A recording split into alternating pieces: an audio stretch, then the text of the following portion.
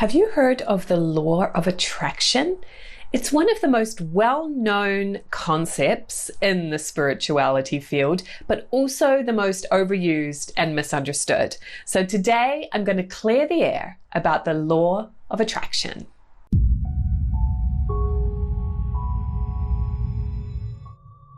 Hi, I'm Melissa and I'm the founder of the Spirit Guided Life School. My mission is to help you trust your inner guidance and live your unique life purpose so you can live the joy and abundance that you're here for.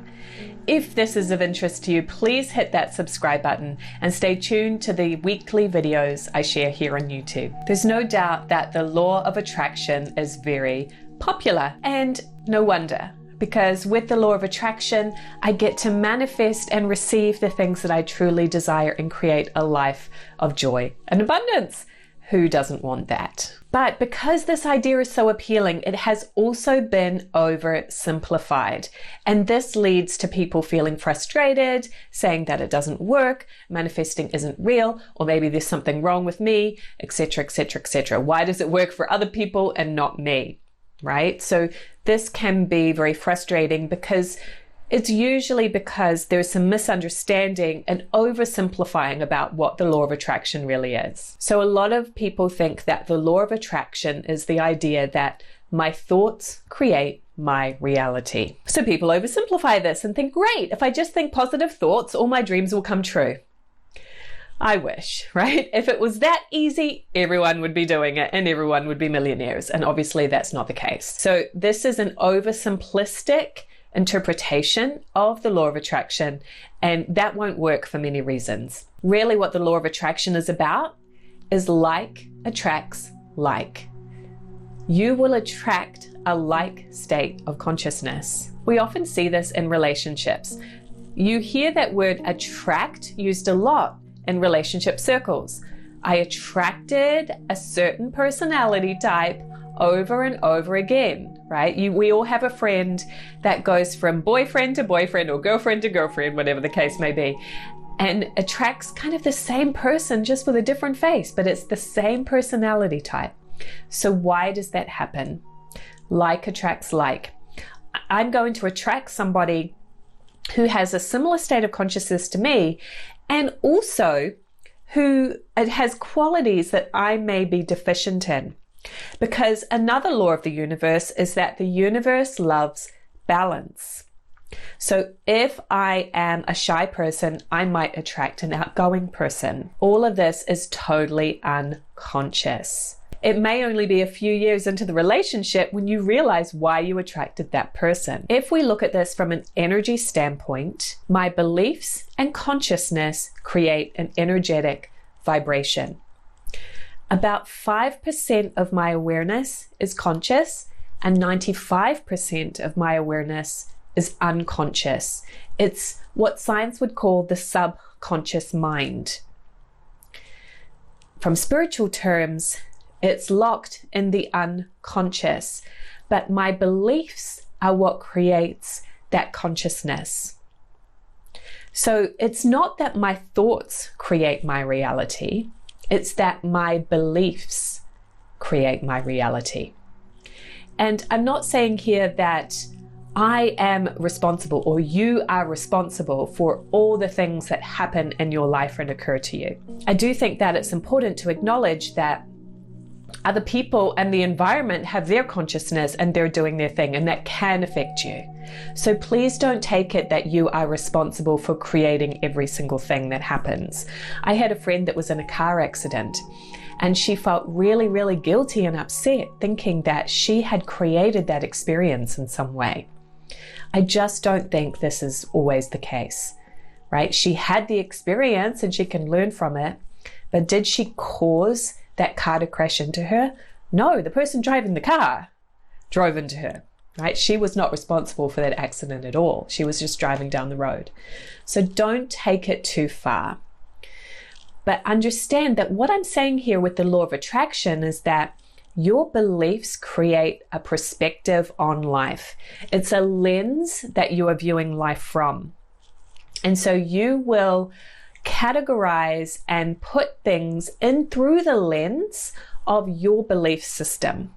So one person could have an experience and another person have the exact same experience, and they are both describing it completely differently because of the lens of their state of consciousness, their beliefs. So where do we get our beliefs from? Most of our beliefs have been learned in the first 7 years of life. And recently I've been making some videos about the first 7 years too. So I'll link one right here for you to go check that out if that's of interest to you. But remember that 95% of these beliefs are unconscious. We don't realize that we have them. We just assume that this is the way life is. But actually, it's the lens of my beliefs that is making me think that's the way life is. Because another person can see life completely differently. For example, if a person has a belief that there are limited job opportunities available right now, based on that lens that they are seeing life through, they will create the experience in their life that they can't get a job, that they can't find anything.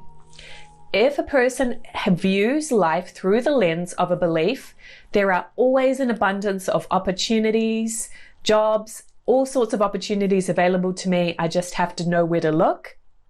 That is going to create an entirely different experience for that person who's trying to find a job. They are going to have, because they're coming from a different belief, they will always see life through that lens, and they will say, okay, if there's no jobs in the newspaper or there's no jobs on this website, where are the opportunities? Because I truly believe they're there.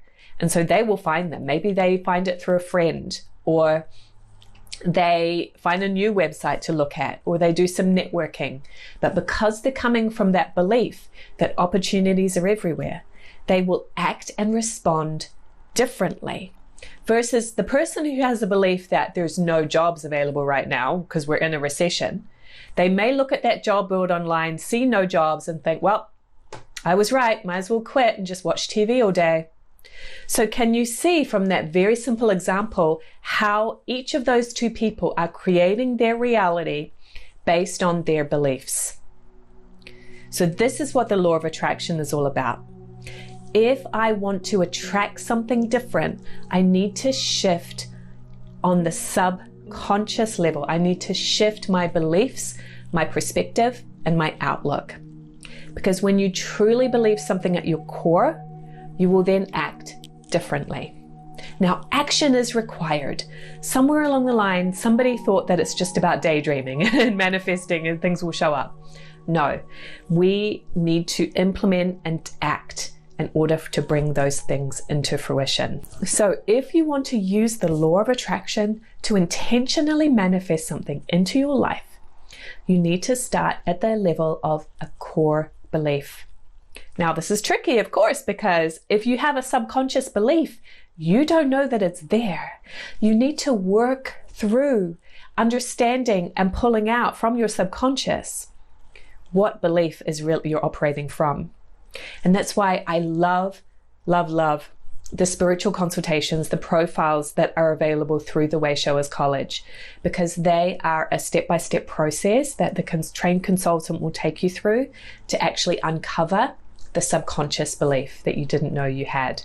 And that then causes a pattern in your life, and then that creates your reality because of your habits and your actions. But it starts at that level of core belief. So a great session to get started with is the blockage discovery profile.